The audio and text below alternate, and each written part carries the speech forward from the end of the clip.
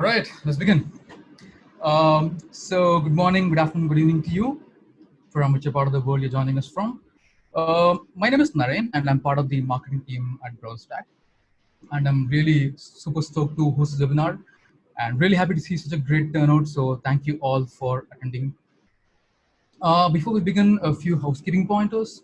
We are recording this webinar, and we will be sharing the link with you after the webinar. And we will also be taking up questions towards the end of the webinar, but please bring your questions right away. Um, there's a Q&A button at the bottom of your Zoom interface. Please use that and bring in questions, and David will be answering those towards the end. So with that out of the way, let me quickly spend a couple of minutes talking about BrowserStack. So BrowserStack was started 8 years ago by Ritesh and Nakul, who were literally working out of a coffee shop, right? And they launched BrowserStack in September 2011, and their goal was to solve one problem, right? Help developers test their websites on IE. Uh, and within 6 months, BrowserStack had 1,000 paying customers. And now, 8 years later, we have offices across San Francisco, Mumbai, and Dublin. Our platform of 2,000 plus browsers and real devices support massive scale testing. And we have customers from 135 plus countries and over 2 million registered users who run up to 60 million tests a month on our platform. BrowserStack has a base of around 25,000 plus customers. Thanks to their trust in us, we have now become the leading testing platform on the internet. We also power a bunch of open source tools. So 5 years ago, we partnered with jQuery to make the internet compatible, right? And since then, we have worked with countless of different open source projects to make innovation accessible and compatible. Talking about our products, BrowserStack offers 4 key products, which allows our users and customers to test websites and mobile apps. Automate is our Selenium grid on the cloud, which allows agile testing teams test for quality at scale. Live is the world's leading cross-process testing tool, which allows developers and QAs to perform web testing on 1,000 plus browsers on real devices instantly.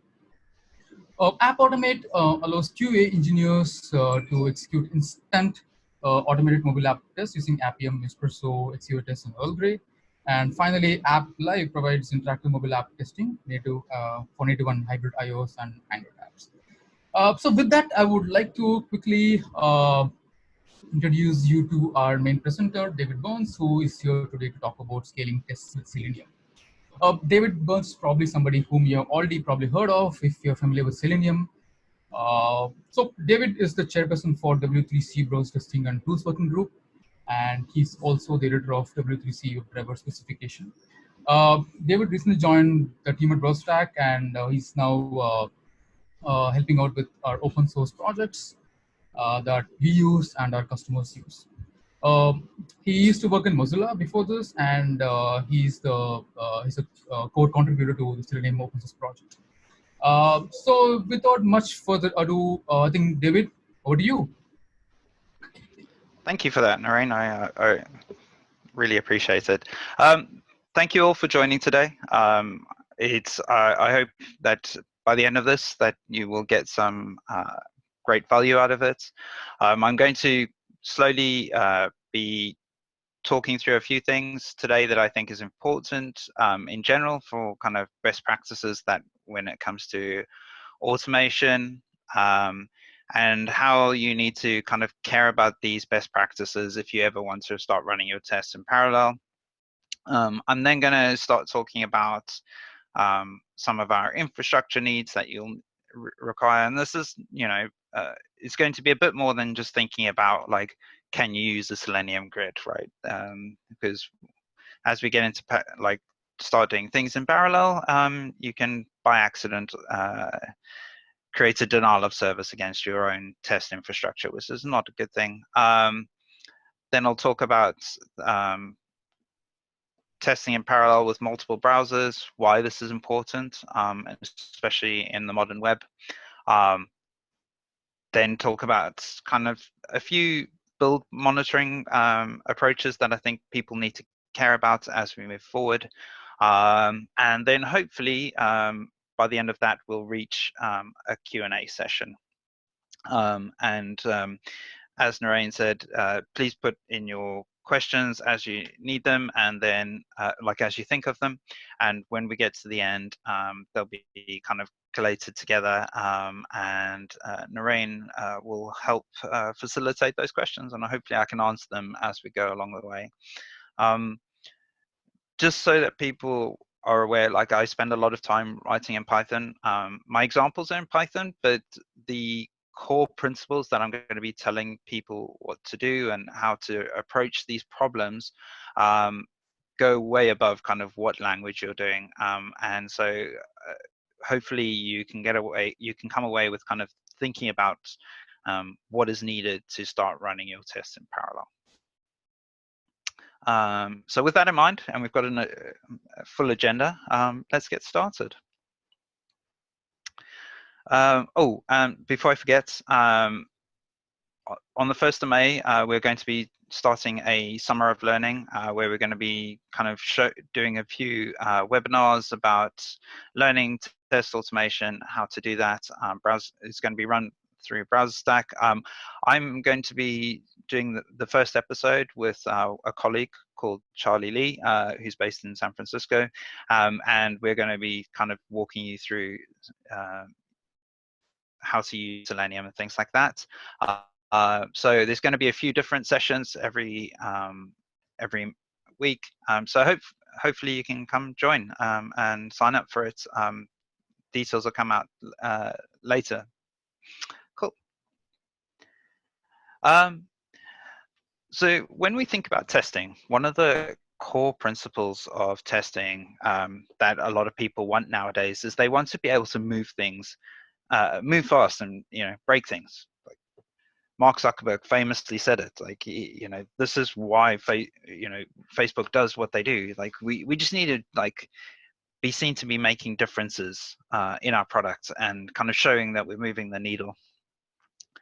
Unfortunately, over time, people have realized that this is not necessarily the right approach to do things. We still want to move fast, and we want to do things, but when we kind of break things unnecessarily, it actually slows down our velocity when we're writing our code and making changes, and that's not what we want to do. We still want to be moving fast. So how about we move fast and not break things? Have good test suites, put things in the right place, and discuss and make sure that things are in that we need to develop our software are there for us and can work for us. The last thing we want to be doing is adding unnecessary technical debt so that we can develop our software. But realistically, how many of us can say that we're going as fast as possible? We've all been here where we've kind of been developing software. We've developed it. We've got our tests. We've got our UI test with Selenium. We've got our unit tests, and we've got a few integration tests. We make changes. We put it into our CI, and maybe a few hours later, we get it back. After a few hours, people have had have context switched out of their change. They assume everything's all right, which is not necessarily the truth. And so we just need to see if we can move to making things fast. And one of the things that in my career has become abundantly clear is that UI testing is one of the major bottlenecks. Because when we're setting up our tests, we're having to create, make sure that the whole site is available from databases to everything, and making sure that we can work and do things. So we need to make sure that our tests are really fast and try figure out mechanisms to get around these bottlenecks. And so from there, we all know that we need to go fast. So it's important that we start thinking about how we write our tests, how our test suites as a whole are laid out, and how we can start prioritizing changes that are needed um, to do things. Um, so this is kind of for me, the main part of when writing automated tests that I think a lot of people don't necessarily contemplate when they're writing their tests. People will go, I need to make sure that this certain feature works. They'll kind of go through multiple steps just to get to that one feature, maybe. And then all kind of rely on other tests getting them to that place. And so rarely do a lot of tests actually have this kind of the first step, start from a known place. When by starting from a known place, we always know where, like if we were to run that test, where it's going to be at the beginning.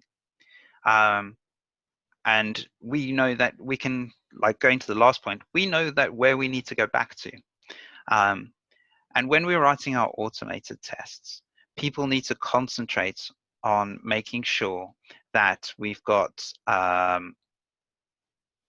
we're doing something small. Because if we put too much into a test, there's a lot for it to fail on. And so we must, when we're doing these things, is that we need to try kind of get back into this rhythm of like, right, when our tests are doing something, they're doing incredibly small things. This is why when people write unit tests, they might just kind of like instantiate an object, call it a method, and check that when they do, what is returned is something meaningful. If you're kind of going to like I've worked in browsers, and so like a lot of browsers work is then parsing large amounts of strings into the right like shape to generate HTML and things like that. And so you're not going to kind of go, here is the biggest HTML document you can think of and run that as a test. You'll try to think of like small parts. It's like, well, you know, if I pass in an input, is it going to do the right thing? If I pass in a div tag, is it going to do the right thing? And kind of make them incredibly small so that you can make them more meaningful. And then you can also kind of, if something goes wrong, you don't have to look through entire parts of code to get through. And the main thing that we're concentrating on is trying to make each and every test have its autonomy. Like it needs to be able to work by itself. And if it doesn't work by itself, then there's probably no way that we could see about running any test in parallel. Sorry, just quick drink.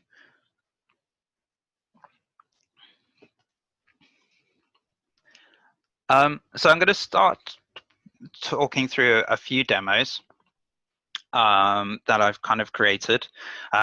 Everything that I've got running is going to be, I'm going to start with running locally, and then I'm going to kind of try build it out into our infrastructure and running it against the Selenium grid of sorts. So here is a little project. I've written a Django website that I can kind of run against. And so hopefully everyone can still see my screen. And so like, we're just going to be running it against this. I've got the Django website running locally. And so I'll show you when we're running tests that it's kind of going out.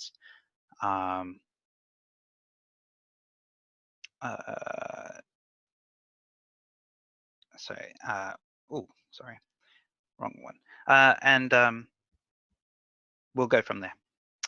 So I'm going to start with running tests in parallel. Um, the website that I've little Django application that I've created is just running here, and it allows us to kind of run a poll.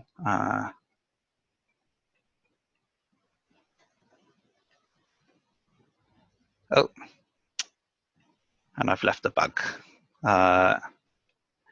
And so it's just about can you do these things? Can you run these tests?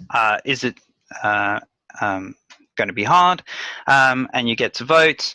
And then when something is, once we've voted on it, we just are going to check that we can vote again. And there is some text that allows us to do that. So if we go back to my code, we need to log in.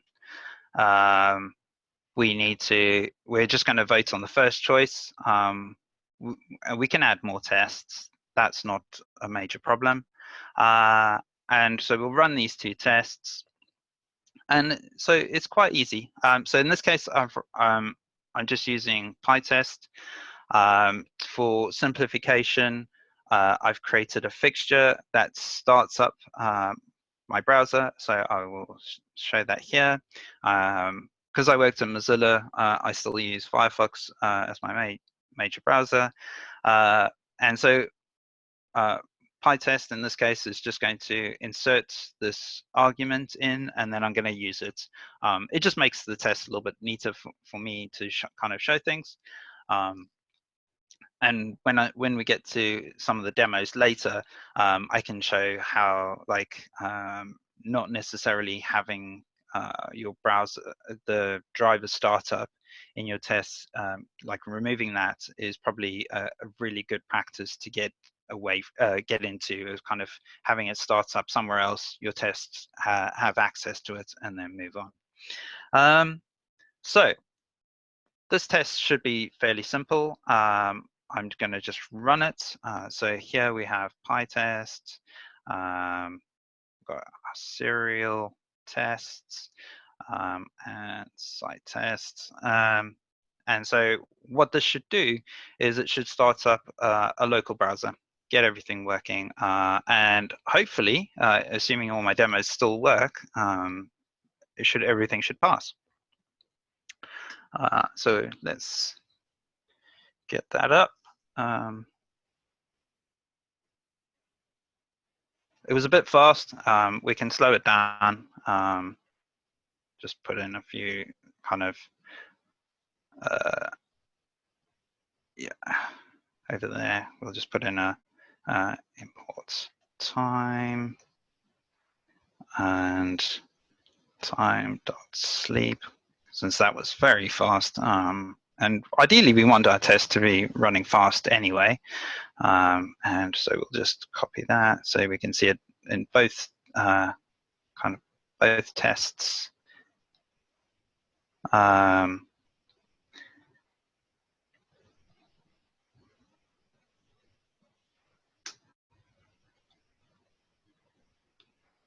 So login was quick, but it's clicked on an input on the checkbox, text on another checkbox, and so it's gone to sleep, and then everything's passed.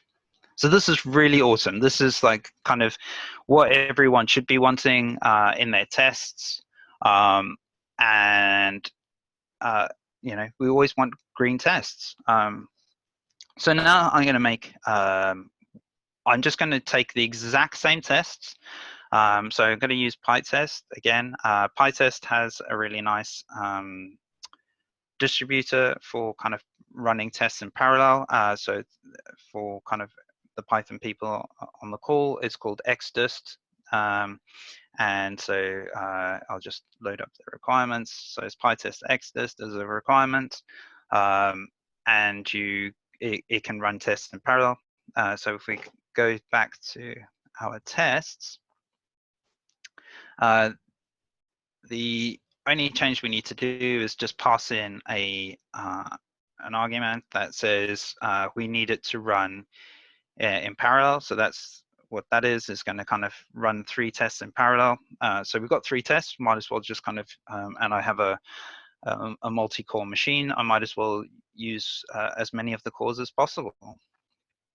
And let's run it. So there things are running in parallel.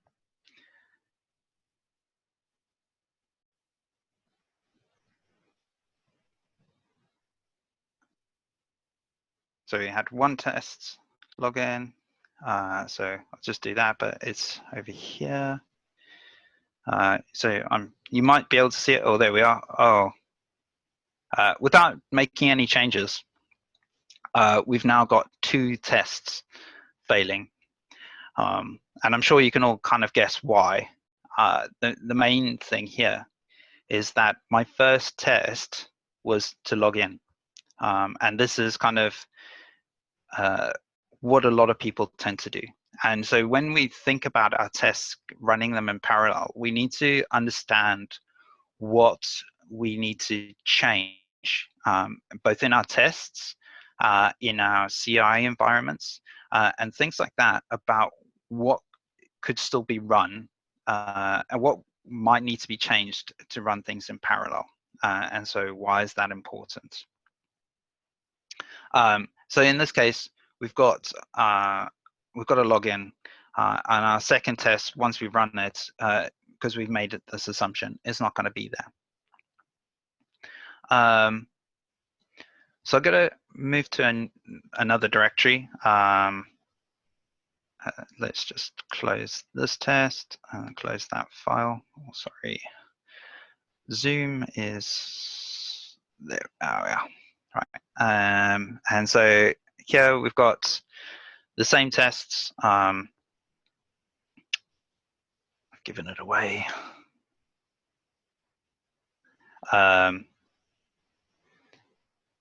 Here we got the same tests. We still have our login because in certain cases we want that as possibly as an early smoke test, and why we need to kind of check on it.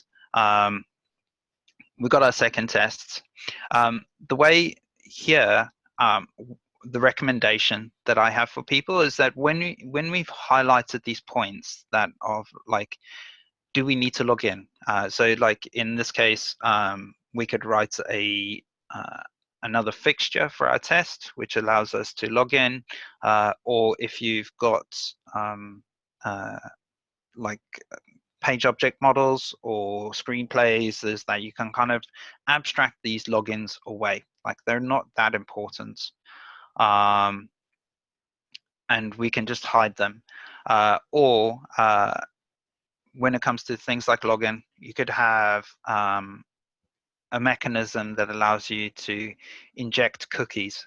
So with WebDriver, you can, on the first page, you can kind of set a cookie, like go to page, set a cookie, and then once that cookie is set, which could be your login tokens, go from there. There are multiple mechanisms that people can approach on this one, but when it comes to kind of thinking about it, it's like, does your test suite actually need that test anymore, or can we get away with it? And so in this case, because I've just created another fixture, we can just run it. We can just add another login. And like I said earlier, this is just going to highlight this. It's just going to run. Oh, sorry, I do apologize. It's just going to run this bit of code, and it's going to run it at every function. And so it's just making sure that we log in. And there is a case of like, if somehow we're not logged in, it's not necessarily the end of the world for the test suites, because we're making sure that there are other bits of functionality that we're going for, and hopefully we would have other tests to catch the case where the login is letting everyone through. We would have mechanisms for that, like our login test. And so if we look at this, so it's exactly the same test as we had before. We should be able to just be able to run these tests in parallel. So here we have PyTest. We have 3 tests, so let's pick 3 again. And we want serial to parallel, because that's the directory we're in. And we're going to have site tests. And we can go. And so here, again, everything's going to run locally.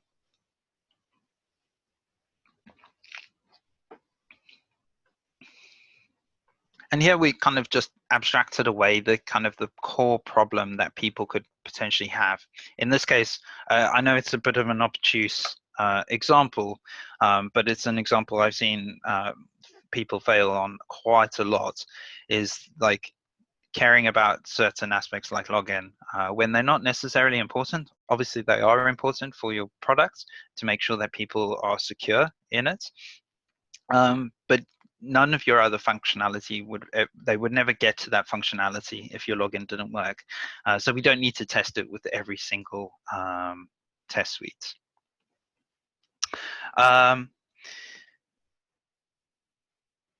And so so we've made some of these changes to kind of move it up a bit faster. And so kind of in here, I went ahead and made some more tests, because kind of tests, I realized that there were probably areas that I wasn't testing properly. And so in this case, I have the same examples as before, and we can kind of start testing it. And we can, like, I'll come back to these examples in a minute, but these should work exactly the same as what we've done. We will just kind of make sure. And since there's 5 tests, let's kind of just scale it up a bit more. My laptop can handle it. My web server's still handling it. It's got a few 404s where I'm kind of still where I made little mistakes, but this is why we need tests. And we can just scale that up again.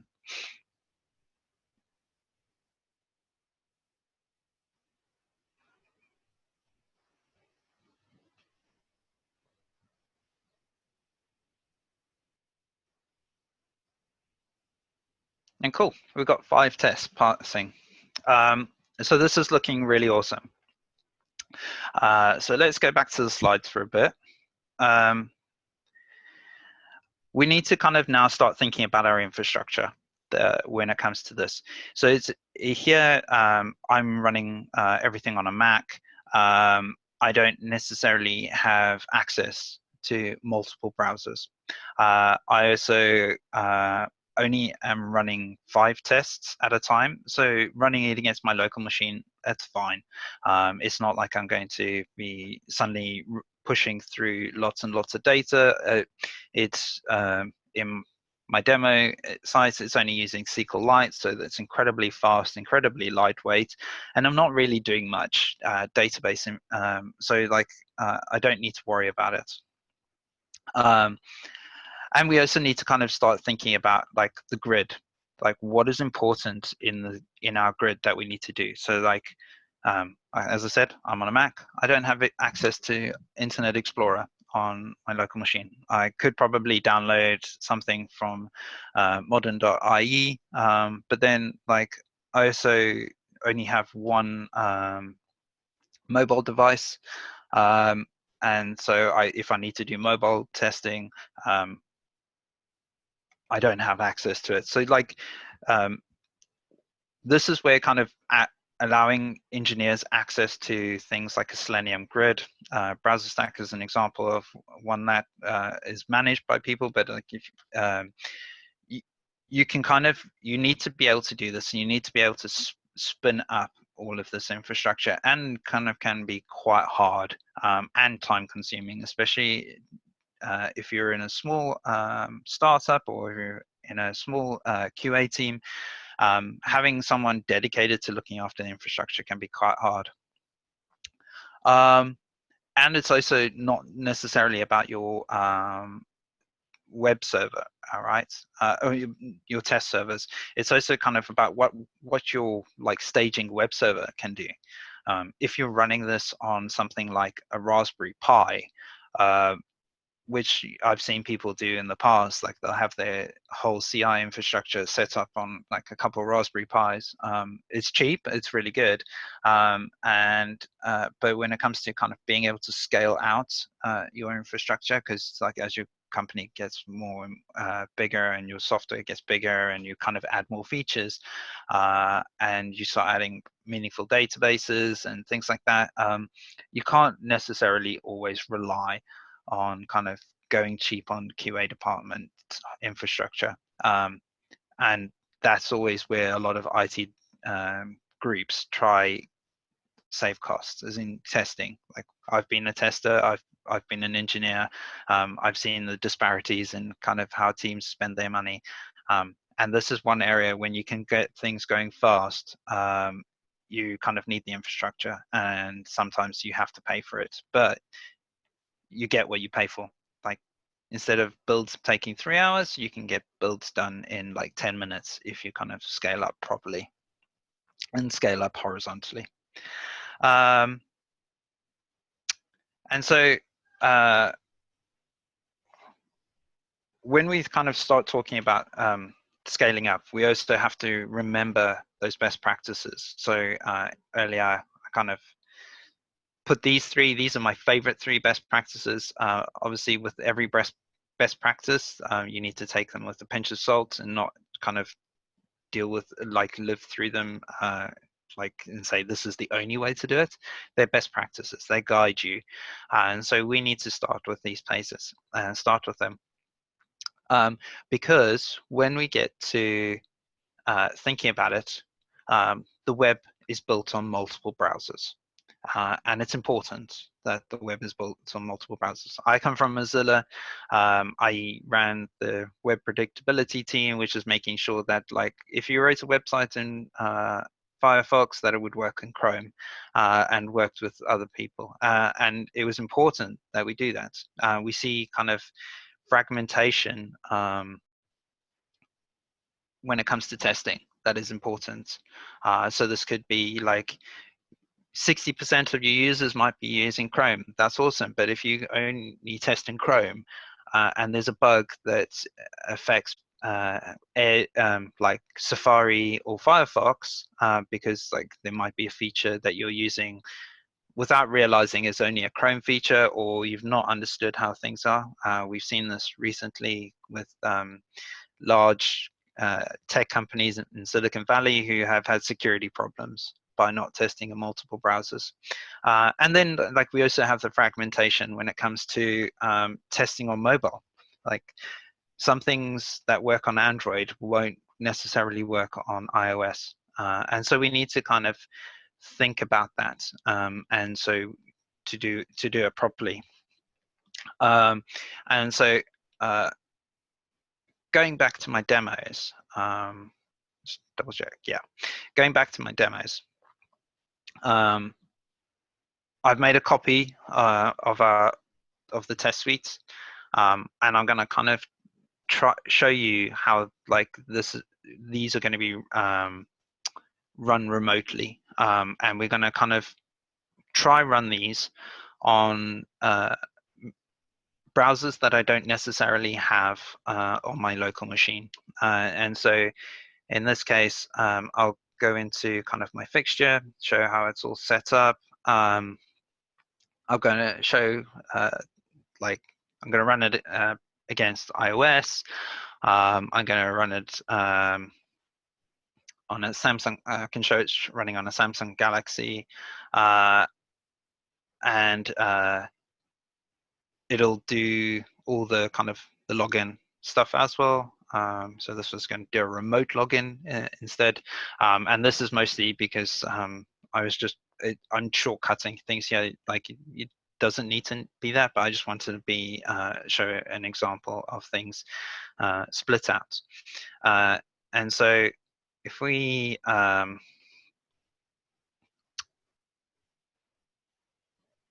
run on a remote test, and I'm going to kind of pick I'm going to pick a driver. So I've written here we are. I've just added a new command line because PyTest allows me to extend it. With Java, you can kind of add this to kind of your test manifests and kind of make sure that it knows how to pick things up like that. Same with NUnit and Ruby and stuff like that. So you can kind of extend it out, and this is where kind of not necessarily having your drivers start up in your test is a good idea. You want your test to be able to kind of just run and pull in a known driver as and when it needs it. And so in this case, I'm going to run it on iOS. I'm going to run my 5 tests. I'm using BrowserStack local to kind of, it creates a nice loop from BrowserStack infrastructure because that's where my grid is, back to my local machine. And we'll run these tests in parallel. Oh,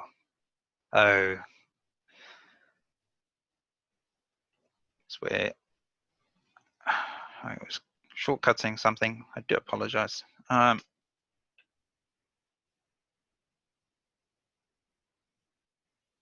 Interesting. Oh, helps if this is the problem with live coding. I do apologize. Let's try that again. There we are.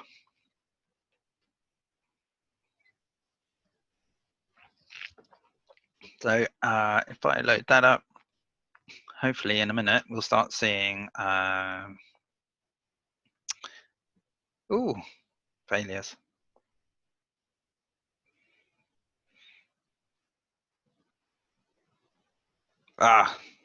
So the demo gods are not working with me today.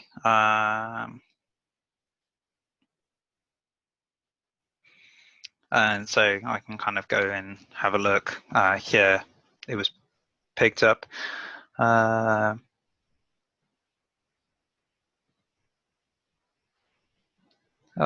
dear. Okay.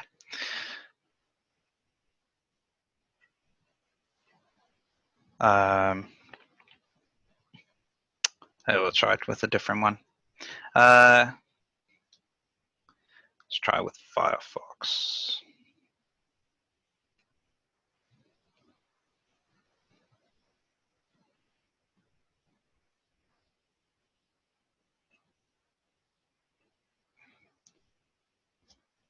There we are. Hopefully, so there's the first one. As the jobs kind of come in, we'll kind of see them. Oh, everything's completed. Oh, wrong window. And all our tests passed. That's ideally what we should be seeing. And so we'll kind of go from there. And we can run the same tests against Chrome, or I kind of wrote a little bash script earlier. So one of the things that kind of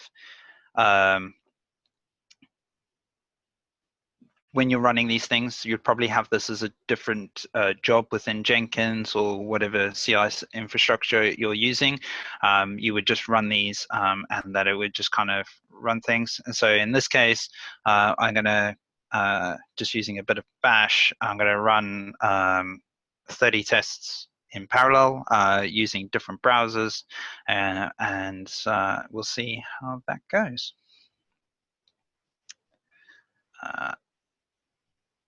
Oh, no.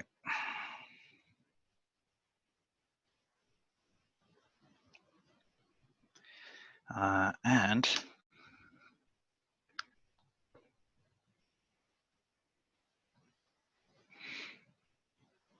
so this is where kind of we want to just check that everything's running perfectly, and we've kind of scaled out quite quickly by running this infrastructure. If we look at my web server is still going. It's not too taxing, so that's kind of good. But it is finding problems where kind of I've got things that are the infra, like my web server is not kind of coping 100%, and these are kind of the tests that I would expect to fail. But these are like little things that we can kind of work, that now that we've got it, we've kind of scaled it out. We've got problems that we need to fix. We've got our tests run against Internet Explorer, Chrome, Edge, Firefox, Chrome, IE10. Like we've kind of scaled it out. So we've kind of have abused a Selenium grid, and this is where kind of what we need to do. So I've got some work that I have to do because I've got timeouts. Likely means that the page was struggling under the load. So yeah, I wrote a WebDriver wait, but it failed. So I need to kind of go figure out what that is. But that's kind of cool that we got that. And so we'll go back to the slides. And so when the last thing that I'm going to kind of just point on is that, like, when we're running a lot of these tests, and we've got these all running at scale, say you've got 100 like Selenium tests or kind of more, when you're running and you've got all this infrastructure running, it's important that you kind of also start considering build monitoring. When I was at Mozilla, we used to call this sheriffing, and it was to make sure that whoever was on sheriffing duty, they would catch the bad commits going into the tree and make sure that they were thrown out. So it's all about kind of making sure that's important, and it's mostly so that like you don't set your test suite off running for the next like 3-4 hours, even if you know, depending on like how you split it out. Obviously 3-4 hours you want to get it down lower, so you do more parallelization. But even if it's an hour, you kind of want to just make sure that if it's failing on just doing your initial login and every test is failing, that you kind of get that feedback sooner and kind of can cancel it. You can kind of set up local monitoring of your infrastructure, kind of make sure that this is shut down in a meaningful way. And so you don't overuse your infrastructure. Cool. So that's pretty much it. Today, what we covered was like going through best practices. Start from a known place, do something small, and then return back to that original state. This means that you can kind of create tests that are autonomous. And by autonomous, you can run tests in any order that you want, and that's important. Like, you know, if you only want to run like one test that's failing and it's in a file that has like 10 tests, you should be able to do it and everything should just work. You should be able to run them in any order, and sometimes you're also going to think about proper weights. We've seen how from my example my weight just wasn't long enough, but that could be because I'm kind of testing against against my local machine. And this is where, when we're checking our infrastructure, like, does our infrastructure have the capacity? Like, is this like from a Selenium grid, or is this your staging site? Like, this is important that we do it. And multiple browsers can, you know, while you're running your tests in parallel, can you also run multiple browsers in parallel? And do you have that infrastructure to go with it and make sure that it's all um, there and kind of useful? Um, and um, and then just kind of a bit of housekeeping when you're running all of this setup monitoring. This could just be like whoever's sitting closest to the CI that day, they get to monitor the CI and make sure that all tests are passing, and that like if there's any tweaks that need to be made, they're made, so that you can kind of get the best out of what you're trying to do, and hopefully you've had a good testing experience that day. So, and from there, I will. Oh, one too many. Go into Q&A if there are questions. Awesome. Great. Hi everyone. This is Praveen here, just taking over from Narain for the Q&A section. So David, I'm just going to sort of go through some of the questions and sort of collate and sort of direct them towards you. All right. We'll start at the top.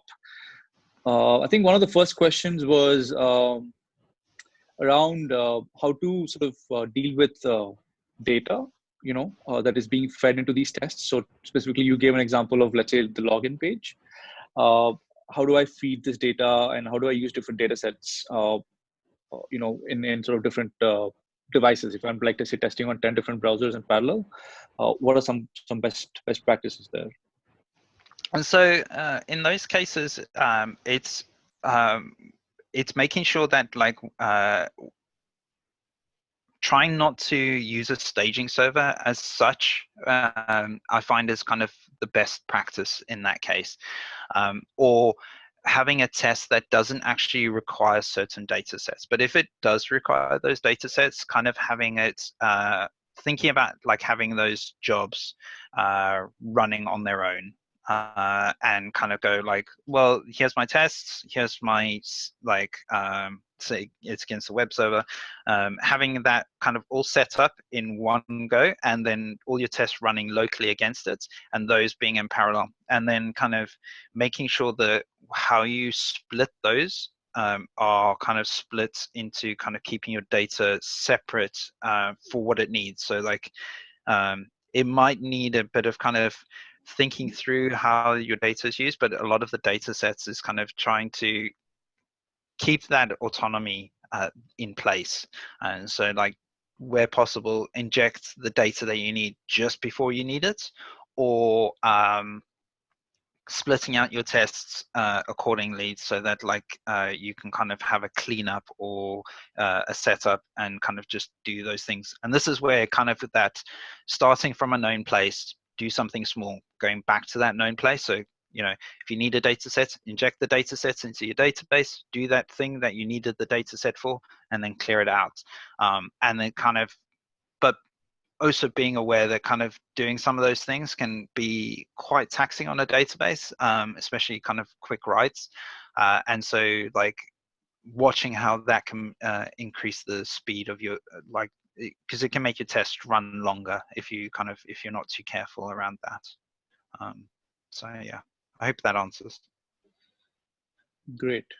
Thanks, David. I think the next question sort of related to sort of setting up and parallelization is when should one consider parallel execution, right? Should a QA engineer think about parallel from the beginning when they're building the test suite or the tests for the first time, or is it something that we can think about, let's say, later on once we've built out the first set of tests?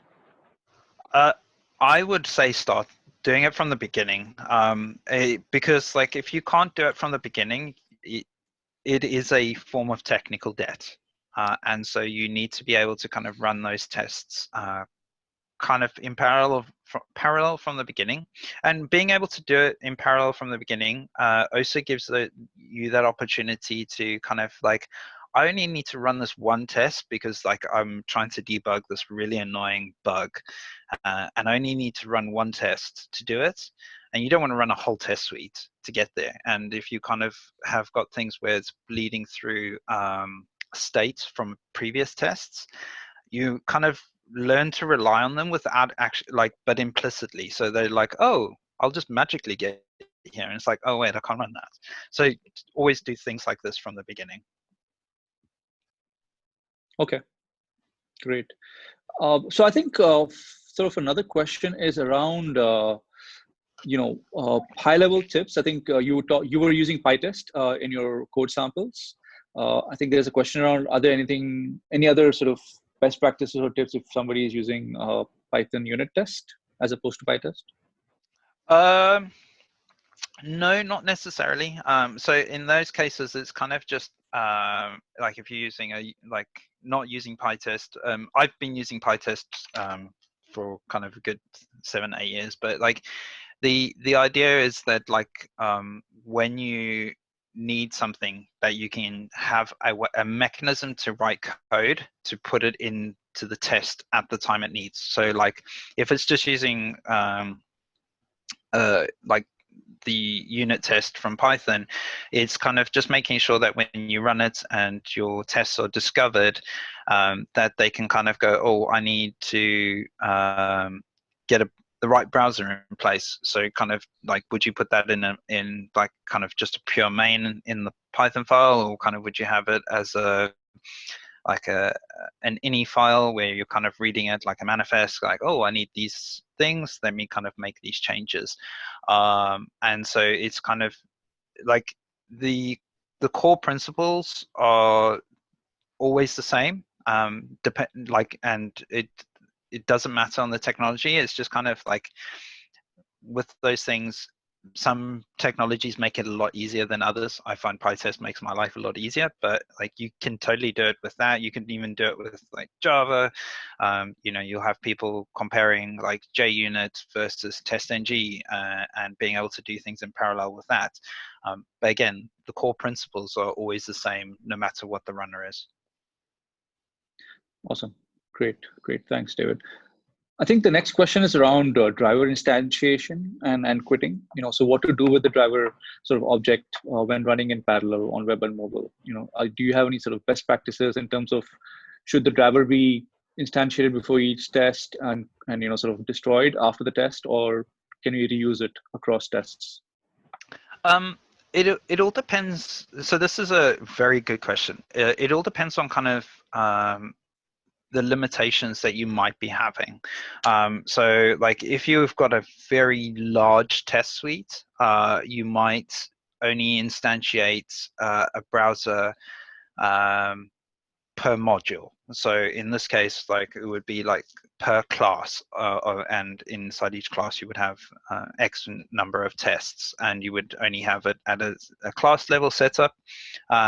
Because like when you're running large amounts of tests, it can starting up a browser can be incredibly expensive operations, and so like even on a local machine, like browser startup speed is important to people like Mozilla and Apple and Google, but you're also limited by the amount of cores that you have on your machine and by the number of the amount of memory, and so you kind of need to balance these things out, and so it's kind of guesswork to do it, but like trying to limit how quickly you want things versus how much infrastructure you also want to do, and so the other kind of like rule of thumb that I tend to do is like if I'm going to be running one browser, I need to ideally have one core for that machine. And so if you only have like one machine you're running it against and you're trying to do it in parallel and it only has 4 cores, you're probably only going to be able to do 4 tests in parallel at a time. And if you're starting up a browser and shutting it down a lot, like that could slow down your tests, where you're trying to find that balance between going fast and kind of being constantly clean. Got it. Okay. I think now another question, which is touching on, towards the end of your presentation, you talked about build reporting and build monitoring. Sorry. What are some best practices in terms of handling reporting properly with parallelization specifically? So I think in most cases it's just trying to, like, I think this is partly the holy grail for CI companies. With a lot of the cases is that like when you're running these tests in parallel, like a lot of the reporting mechanisms still can still do its normal reporting, but it's kind of trying to fail faster. And so it's like when these failures happen, how can you fail quicker and report it out? And so this is where, like, when I was talking about like running multiple browsers, ideally you want to have it as potentially a separate job per browser or per like fragment. So kind of like, is this going to be mobile, or like is this going to be like uh, a tablet versus a mobile device, things like that. You would have those and then kind of report it back quickly. But like when it comes to general reporting, things shouldn't matter because a lot of like XUnit type reporting tools can handle this anyway. They might not get them in the right order, but we don't necessarily care that they're in the right order because we can just kind of search through them quite quickly. Awesome. All right, great. I think we have time for maybe one or two more questions. I think there's one really good question that I saw, which is about, I think you touched on this a little bit about, tests being sort of, atomic, for lack of a better term, and being independent as much as possible. But how do you, in a real production app, I think the question is, how do you deal with tests sort of stepping into each other? Where as users we try to make tests as autonomous as possible, but when you're trying to parallelize both at the suite level, across my test suite and also across different browsers and devices, how do I what are some recommendations you have, to preserve the atomicness, for lack of a better word, of my Yeah, so some test runners have a very good, have the ability to kind of add a chaos mode. And so when you run these tests in chaos mode, it will kind of pick them at random and run them at random. But if your test runner doesn't have that, and like a lot of test runners don't have it, is that just being able to regularly run your tests individually. So kind of like pick, one test, and you can do this daily, like, as you kind of check out your code for the day, do it, you've built it, you compiled everything, like just pick a random test, run that one test. If it fails because it's expecting a state from a previous test, that one needs fixing, and that one is the test that is limiting your autonomy. The interesting problem that can come out is that, and that I had this happens a lot of times because we're trying to balance that, like starting up a browser with every run is expensive. So we would kind of try balance cleanliness by longevity of browser. And it could be like 10 tests beforehand had left a bit of state in the browser.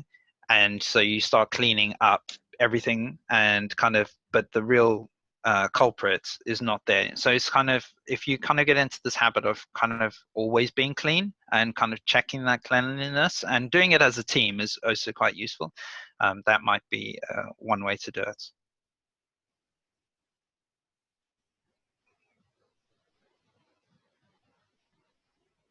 We are, I think, David, there are a couple of questions around the samples that you've walked through today. If you would be sharing the code samples that you walked through today. Yes, I will do. I will try.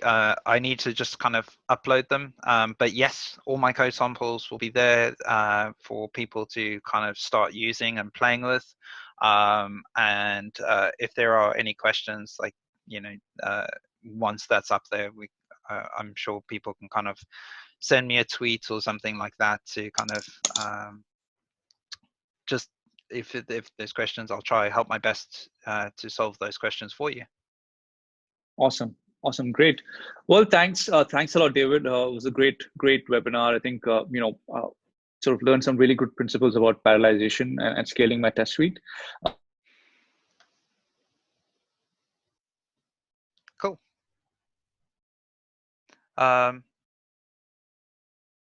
I think the BrowserStack and Charlie will be around getting getting started with Selenium. So please do attend. Follow us on Twitter at Twitter and at BrowserStack. You just follow our handle, and we'll send you all the updates there. Awesome. Great. Thanks a lot, everyone. I think we will be sharing the video recording with all of you, with the people who registered for the webinar, and also we will be putting this up on our YouTube channel. So you can watch the recording in the next couple of days, and we will also share the URLs for all the code samples. So thank you all for attending. Please stay safe, stay healthy. Thanks a lot, David. We will catch up with you again soon. Cool. Thank you. Thank you, everyone. Thank you. Have a great day. Bye.